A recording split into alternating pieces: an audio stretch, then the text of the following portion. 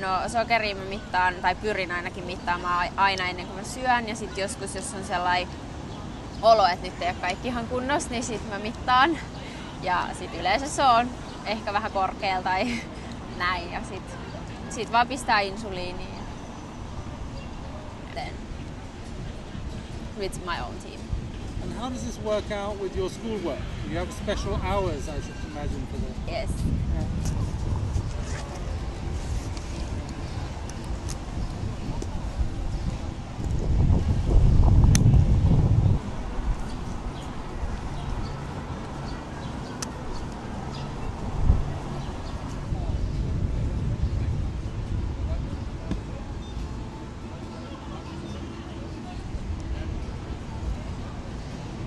On diabetes tai näin, mutta sitten kun sinne meni, niin sit kaikki mittaili sokeria aina ennen ruokaa ja kaikilla oli ne samat niinku ongelmat tai silleen, ja jotenkin silleen ehkä tuli vähän silleen varmemmaksi tai silleen kun vaihtoi mielipiteitä muiden kanssa ja huomasi, että niillä on niinku ne samat ongelmat, mitä itsellä on sit ollut aina, et miten tai niinku silleen samanlaisia.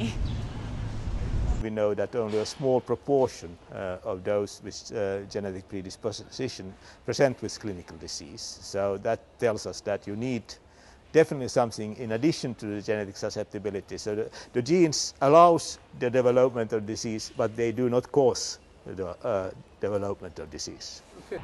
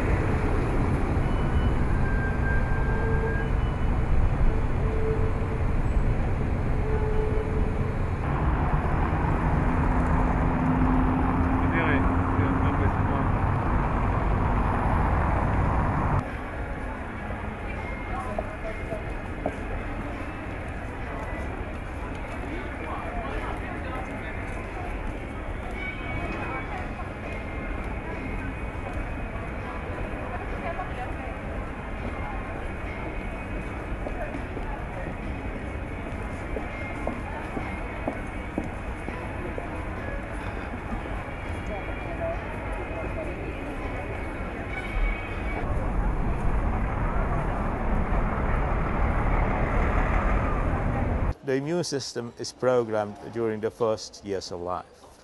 If you in that period have a lack of infections or too few infections, that will then affect how the immune system starts to work.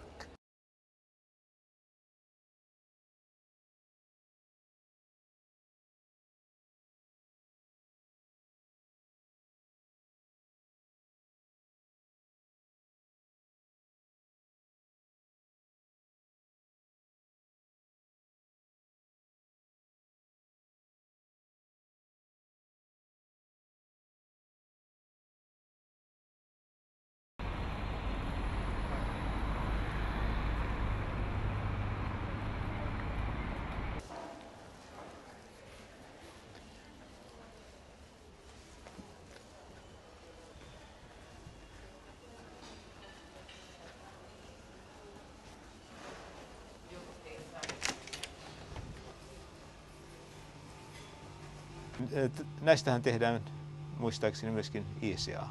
Joo, ja laimennettavia myös. Just, joo, okei. Tekin tällaisia aikaisemmin todettuja. Joo. Just. Kyllä.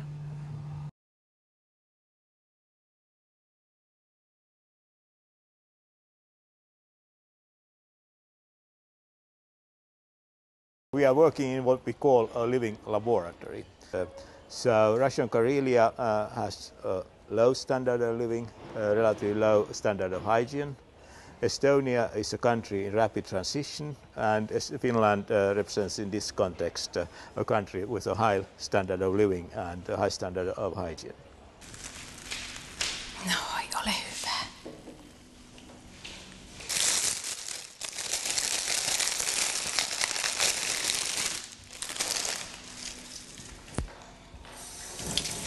We had to write down everything that she ate for 3 days. That was both at home and also in the kindergarten. So it was very precise details how we had to do that. And then when we went to hospital, they took some blood examples, and then also they made these allergy tests, so-called prick tests. And I think that they were testing at least birch and some hay pollens, also some animal like a dog and cat. There were a lot of questions about the surroundings that Anna is living, like how is it at home, how is she playing outside the home, if she is mostly surrounded by asphalt or by soil or forest, etc. Anna.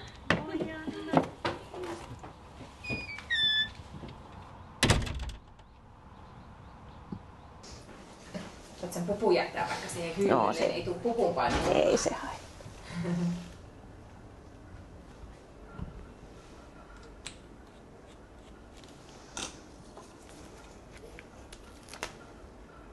Onkohan siinä puudutusainetta? Joo, eli tää on semmoista puudutusainetta. Mä sanon tätä taikarasvaksi. Ouch. Ouch. Sattuuko se kovasti? Kestät hyvin. Sattuuko se? Timotei.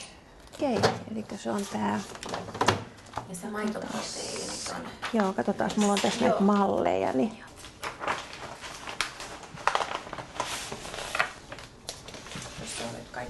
Joo, voin noita tuosta käydä vähän myöhemmin läpi. Sano jotain juomista. Kattimehua. Mistä mukista? Vihreistä mukistako? Joko sä joit sen mehunan? One important factor is the close environment. And there has been a study looking at the occurrence of microbes in dust in the home.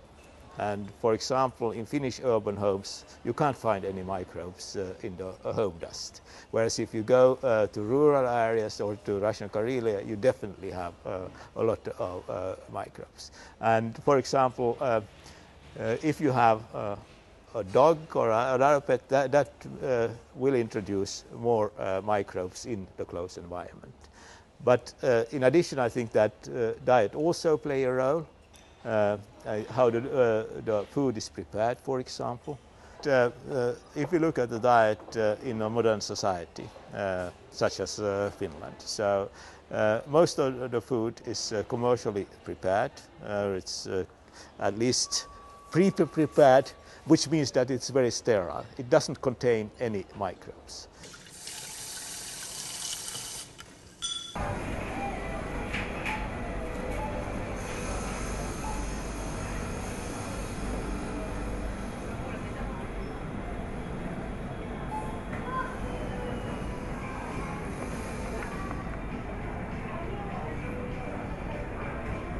The use of antibiotics, which has definitely increased over the last 50 years, that play a role in that way that the antibiotics affect your own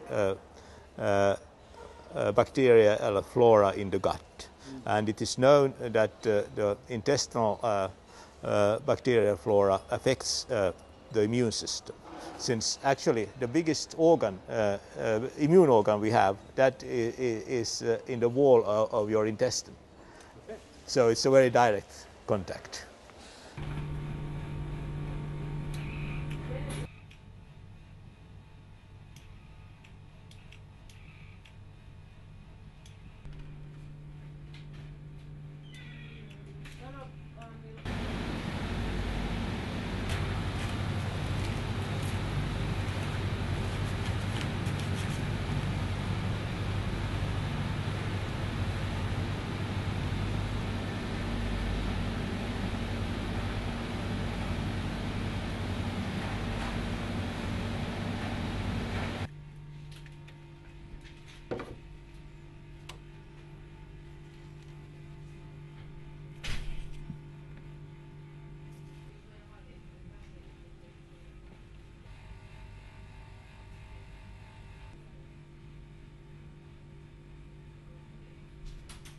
The idea is that if we can confirm the hygiene hypothesis, so then the conclusion from that would be that we must develop preventive therapy based on stimuli, safe stimuli that affects the immune system in a healthy way.